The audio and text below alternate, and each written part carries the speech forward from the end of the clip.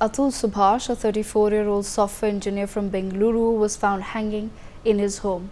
After his death, his 24-page suicide note and a 1.5-hour video was brought to attention, and it shows a series of unsettling events that he claims led to his death.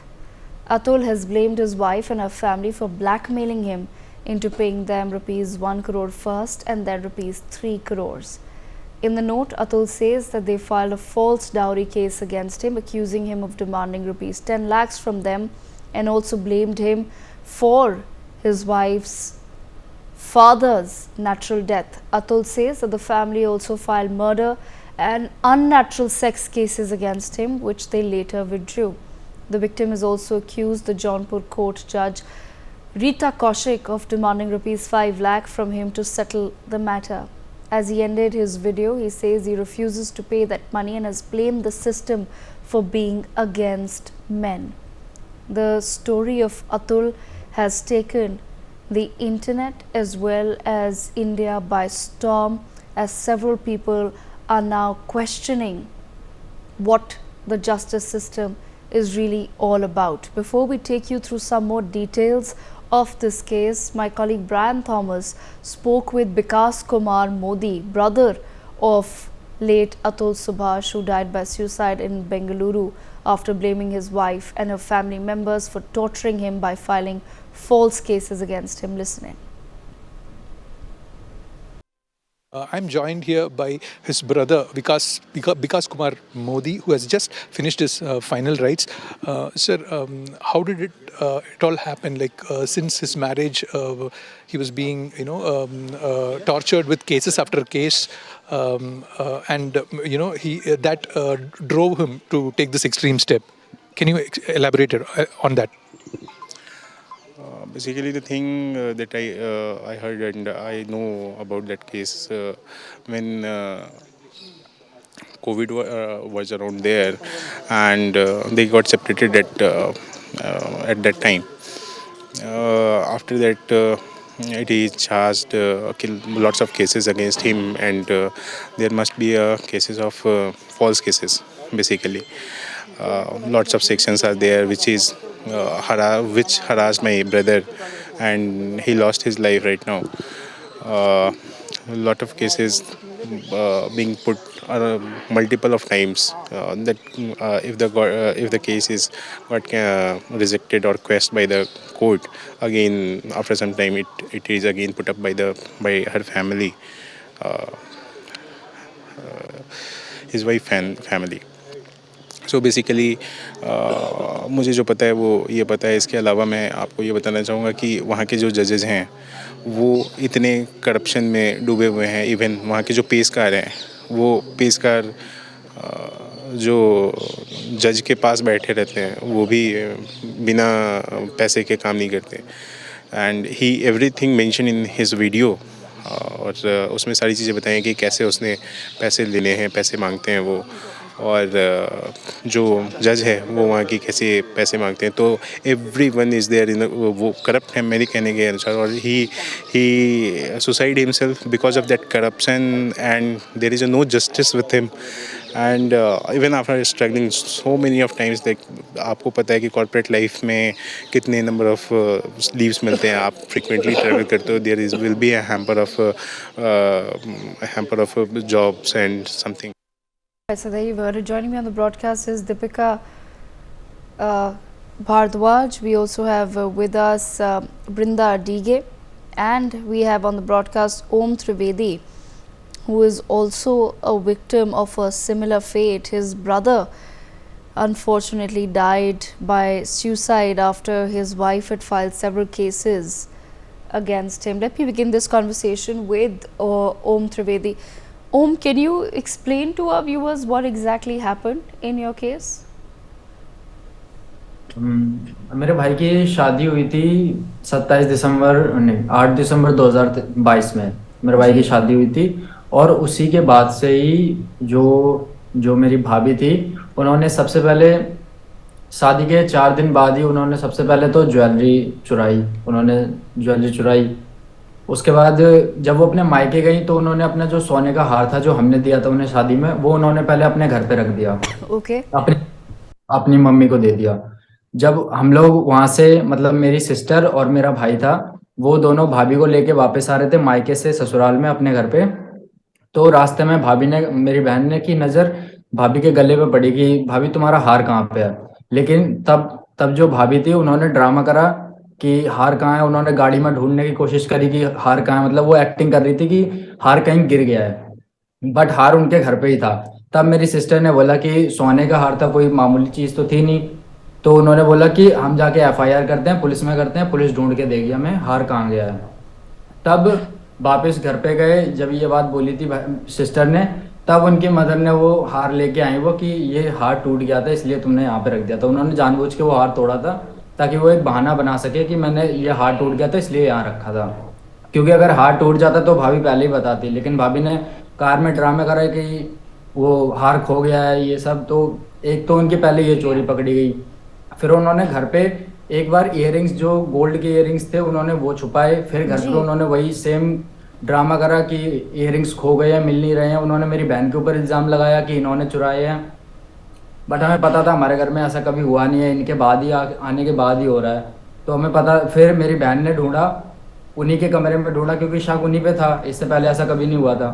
तो मेरी हाँ। बहन के कमरे में ढूंढा, उन्हीं के सामान में वो इयररिंग्स पड़े हुए मिले थे।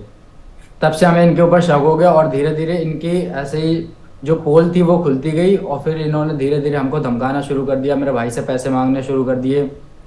शुरुआत में मेरे भाई ने भी पैसे दिए जो मतलब इन्होंने मांगा, तो मेरे भाई ने एज अ वाइफ, की वाइफ है तो उसको पैसे दिए, बट उनकी डिमांड और बढ़ती चली गई। उनके जो भाभी हैं उनके फादर की एक मेडिकल शॉप है, बट वो विदाउट लाइसेंस उसे चलाते हैं। उनके जो चाचा जी हैं उनका लाइसेंस लेके वो खुद वो मेडिकल शॉप चलाते हैं।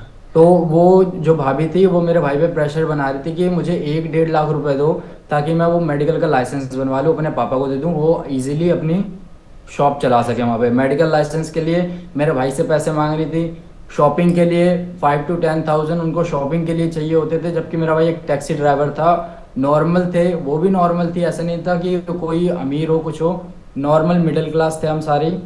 फिर भी वो शॉपिंग के लिए मेरे भाई से 5 to 10 thousand रुपीज़ मांगती थी, मंथली मांगती थी 20,000। मेरा भाई टैक्सी चला रहा है, उसका किराया दे रहा है टैक्सी का, कार का। पूरे दिन मेरा भाई 12-12 14-14 घंटे काम करता था इसके लिए कि पैसे कमा के ला सकूं और ये खुश रहे। बट वो फिर भी, मेरा भाई उसको हर जगह घुमाने ले गया, आगरा ले गया, मथुरा ले गया, हर जगह घुमाने ले गया, बट वो सेटिस्फाई नहीं, उसको तो सिर्फ ओम ज्वेलरी तो ओम पैसे आपसे चाहिए। समझना चाहेंगे कि मामलात इतने खराब कब हुए? जैसा कि आपने हमें बताया था पहले कि आपके जो ब्रदर थे ही कमिटेड सुसाइड, तो मामलात इतने खराब कब हो गए, क्या हुआ ऐसा? ये तो मैम हमें भी आखिरी में समझ में नहीं आया। मतलब गुड़गांव में मेरा भाई शिफ्ट हो गया था अलग रहने के लिए, जी। वो मेरे भाई को परेशान कर रही थी कि अलग रहो चल के। तो मेरा भाई यहाँ से शिफ्ट होकर गुड़गांव चला गया था।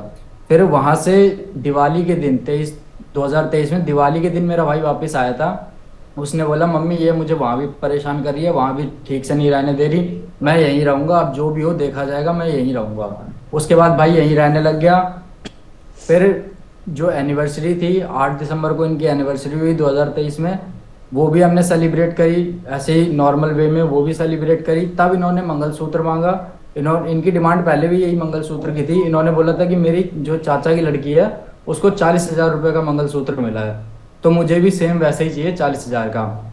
इससे पहले इन्होंने और बड़ा मंगलसूत्र मांगा था, जो कि मतलब इतना बड़ा, ऐसे कह रही थी कि इतना बड़ा मंगलसूत्र चाहिए जो यहाँ तक आए, नीचे तक। तो मम्मी ने वो मना कर दिया था। बट फिर वो कहने लगी कि जो मेरे चाचा की लड़की है उसको 40,000 का मंगलसूत्र मिला है, मुझे भी वही चाहिए। तो एनिवर्सरी के दिन उन्होंने इसी पे पूरा क्लेश करा था, जिसके बाद पापा ने 20,000 तक का मंगलसूत्र एक बनवा के उनको दिया था, उसी टाइम सेविंग्स से निकाल के 20,000 का मंगलसूत्र दिया। बट उन्होंने जब देखा ना कि हल्का है मंगलसूत्र, 20,000 का है, तो उन्होंने वो मंगलसूत्र फेंक दिया और बोली तुम लोगों से पैसे कैसे निकलवाते हैं वो मैं अच्छे से जानती हूँ। और फिर उसके बाद अपनी बहन को फ़ोन करा, रुचि दीक्षित, जो कि यहीं भजनपुरा में रहती हैं, उनको फ़ोन करा, फिर उनसे कि पूरा प्लान व्लान बनाया। फिर 24 तारीख को यहाँ पे आके पूरी जी। गली में उनकी सिस्टर ने बोला कि हम तुम्हारी देखो कैसे इज्जत उतारते हैं, अभी तुमसे सारे पैसे निकलेंगे तुम्हारे। तो फिर गली में आके 24 तारीख को उन्होंने पूरा गली में तमाशा करा, उल्टा सीधा बोला हमारे बारे में। मेरे भाई को वो शिखा अपनी साड़ी फेंक के गई थी उनके मुंह पे। मेरे भाई ने खूब रोका, मेरे भाई ने मना करा कि ऐसा मत करो, ऐसे इज्जत मत उतारो, तमाशा मत करो हमारा। लेकिन फिर भी उसने मेरे भाई के मुंह पे साड़ी फेंक के मारी, बोली इसी से सुसाइड कर लेना। और बाकी वो सारा सामान ले गई थी, बस अपनी वही साड़ी फेंक के मारी थी, वही छोड़ के गई थी। और उसके बाद 24 के बाद जब वो चली गई, 25 और 26 की रात को मेरे भाई ने सुसाइड कर ली थी, क्योंकि 25 को मेरा भाई बाहर गया हुआ था। वेरी वेरी ट्रैजिक ओम जो हुआ है आपके परिवार के साथ। Deepika, you've also you've spoken about Atul Subhash on the internet. You've also now heard Om Trivedi narrate what happened to his brother. What do you make of some of these cases that come to light?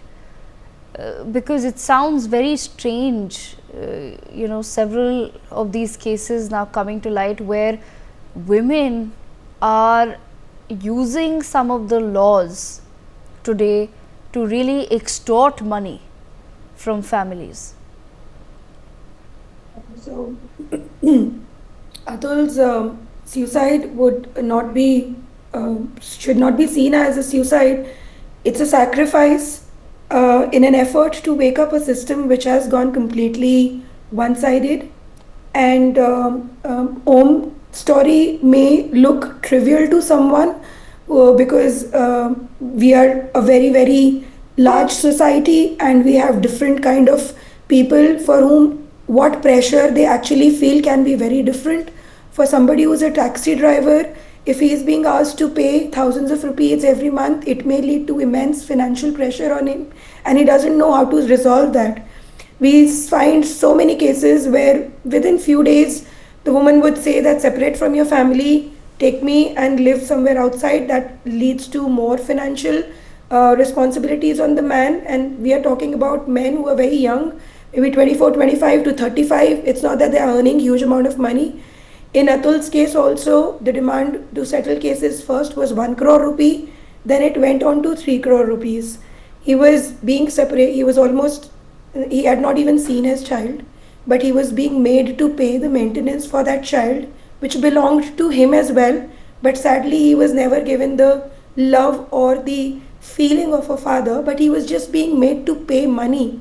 And this leads to a lot of men questioning what exactly Atul has questioned through his suicide note, that how much can a man take?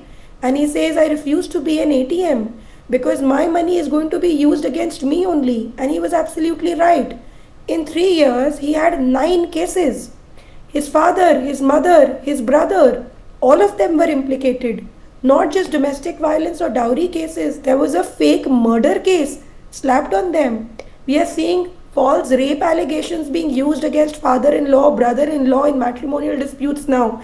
And what really, really suffocates these men is the absolute frivolousness with which false accusations are being handled in the court of law. In Atul's case also, this woman who is well educated says, मेरे advocate ने case file कर दिया था, मुझे पता नहीं था. इतने समझदार इंसान होते हुए जब आप 1 करोड़ रुपए की डिमांड रख सकते हो और इतनी सारी एलिगेशंस लगा सकते हो, तब आपको ये नहीं पता है कि आपके एडवोकेट ने कौन सा केस फाइल कर दिया. Then a family court judge demands 5 lakh rupees to give a favorable order. And when he refuses to comply with this corruption, he has an adverse order passed against him. This judge demands 5 lakhs. And Atul चले गए, उन्होंने अपने suicide note में लिखा है. We are seeing this happening in court blatantly.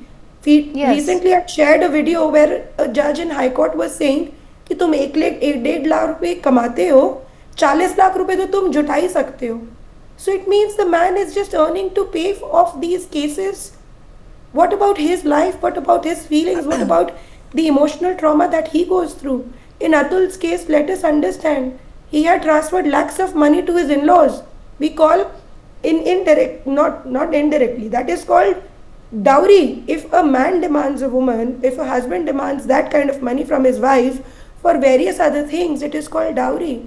But if the wife demands lakhs of money, that you settle my brother, that you settle my father, that you settle my uncle, and you need to pay this money, and that becomes a point of dispute, and then he abandons the family. And she abandons the family, goes ahead, and then files not one, not two, not three, not four, so many cases. And then she was Yes. not even staying in Jaunpur; she had a job somewhere else. But Atul had to travel from Bangalore to Jaunpur 120 times in the last 2 years. Yes. People who are not able to understand the pain of this man, or who in any way would think that he has left such a long suicide video. I see a lot of people questioning even his suicide now. I just want to say this: nobody knows this pain until and unless they experience it. We have, as a society, come to a point where we can feel the pain of women who suffer because of domestic violence, who suffer because of dowry, who suffer because of sexual abuse. Not needed that somebody close to you may have suffered. We all jointly feel that pain.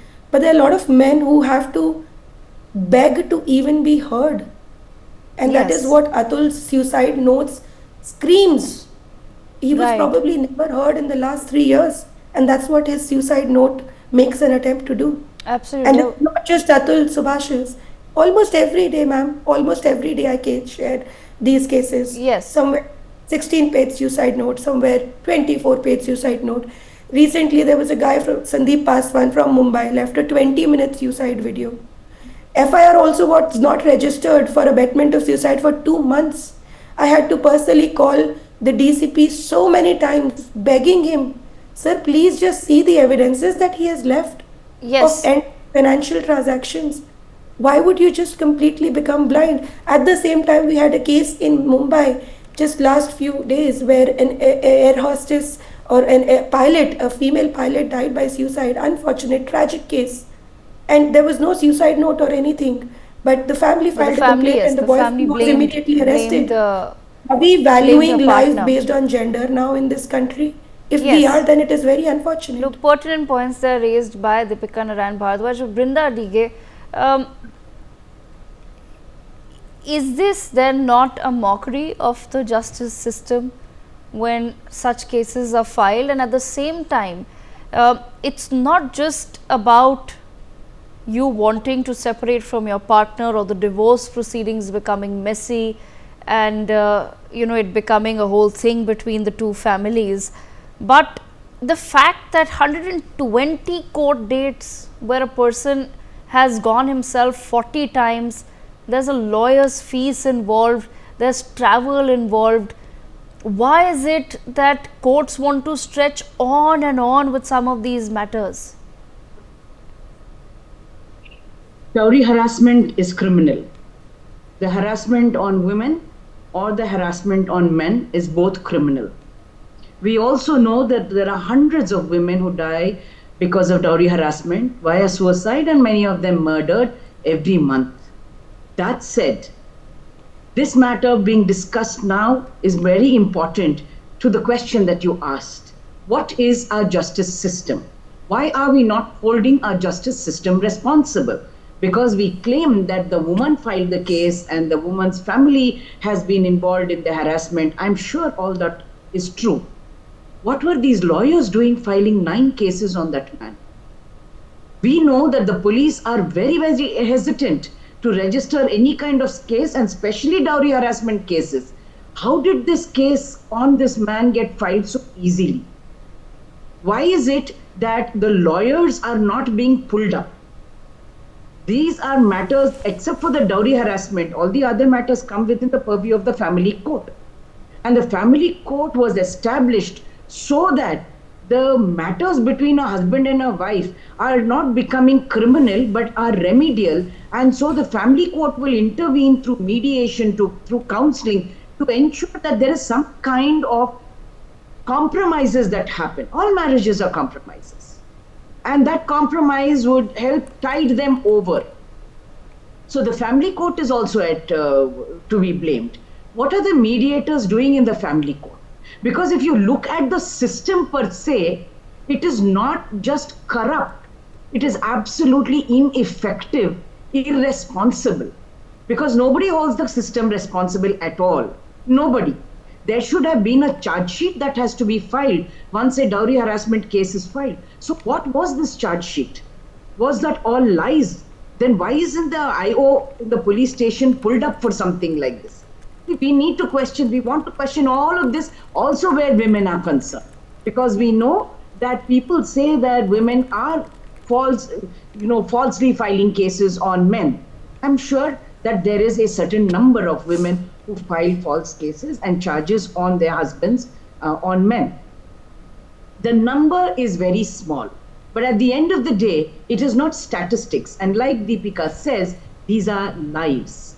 And if those lives are not being safeguarded by the system and the duty bearers to who we, the citizens, pay our taxes as their salaries and perks, then what is the life of a citizen? Are we reduced to being slaves of the system that refuses to be held accountable, that refuses to be responsible for decisions and efficiencies that they are ineffective actions that they take?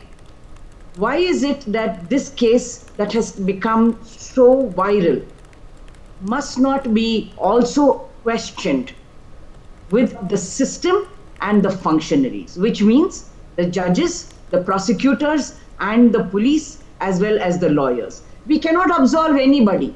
Nobody can be absolved. They are all party to the murder of this man and murder of many other women who die because of dowry harassment. And that said, I think we need to demand today immediate police and judicial reforms. Because if you don't have it, like Deepika pointed out and the other person pointed out, judges have no qualms asking for money to settle a case. The gumasta in the court has no qualms saying, give me this money and the case will get sorted out and settled. If the case can get sorted and settled with money, it can get sorted and settled without money also. Okay. So there's no need of the 120 hearings that this person has been forced to go through. Register a case on the police, register a case on the court, register a case on people who have put this man through so much of trauma.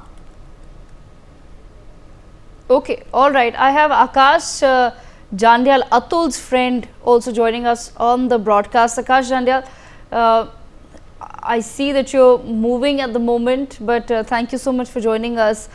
Akash, as a friend, if you could just explain what is it that Atul was really going through ever since all of these proceedings began against him and his family. Did he ever share? Hi, actually, I have met Atul for a very brief time at the initial days when the cases were getting filed against him, and he used to take opinions from me where I used to advise him to try to talk and finish this here before going directly towards the courts or some. So he initially tried also, the family members tried, they sat together and they tried to resolve it out of the court. But eventually the girl's demands were, she was not, coming down from her, that thing that she has to harass him or, file cases so that, because 1 crore, she was asking 1 crore at that time in 2020, I guess, 21. So he had not that much of money and he was not coming down from that. She was not coming down from that amount. Right. So, and then he had no option and he told me, Akashji, nothing is possible because she is not, budging out. So I have to face what I have to. Then that thing started. We remained in touch for a while. When the cases got started, I told him, this will be the procedure, you have to go and appear. So it started with that I used to teach him the procedural aspects. But over the time, he got so indulged and he got so involved in this that he got to know the nuances, the procedural aspect so well that, that was totally out of his expectations, because he was a kind of person who was totally honest and who, even in spite of earning well, he was not a person who would just, pay money to get things done in his favor. Okay, I have Vikas. I have Bikash Kumar was Modi confident also enough. with us. He's brother of the late Atul Subhash. Bikash जी, आपको मेरी आवाज आ रही है? हाँ जी आ रही है। विकास जी, आप हमारे दर्शकों को बताएंगे कि आपका क्या रिलेशन है एग्जैक्टली अतुल जी के साथ, अतुल सुभाष के साथ? Atul Subhash is my real brother, my elder brother. Vikas ji, very sorry, अभी बहुत ही अनफॉर्चुनेट मोमेंट है आपके परिवार के लिए, आपकी फैमिली के लिए, और आपसे ये समझना चाहेंगे कि पिछले कुछ दिनों में कोई ऐसी बात हुई थी आपकी अतुल के साथ जिसमें उन्होंने कुछ बोला हो जो आपको आउट ऑफ कैरेक्टर लगा हो, या ऐसा कुछ इंडिकेशन उन्होंने दिया था कि वो कोई बहुत बड़ा कदम लेने वाले हैं?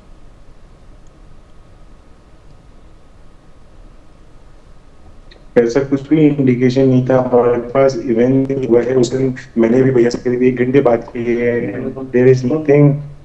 There is nothing like that कि वो इस तरह से कुछ कर सकता है या कुछ करने की सोच भी सकता है, because everything is normal, very happily talked with everyone.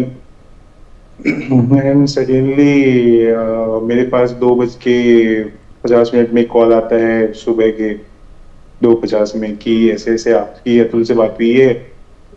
मैंने बोला हाँ मेरी बात हुई है शाम को। तो ये सारी चीजें, और फिर इसके बाद फिर ऐसा हुआ कि मैंने फिर देखा मैसेज आए हुए थे भैया के। मैं सरप्राइजिंगली, ये मुझे नहीं पता था कि इस तरह का कुछ मैसेज भी होगा। देन आई सडनली रिवर्ट किया। अंदर अगर नहीं करते Okay, Vikas ji, we'd just like to understand. Just hold a second. Okay, I understand. There's a lot going on within the family right now, but let me bring Deepika back into the conversation. Deepika, what is it that you've learned about this particular case, which has been really shocking for you?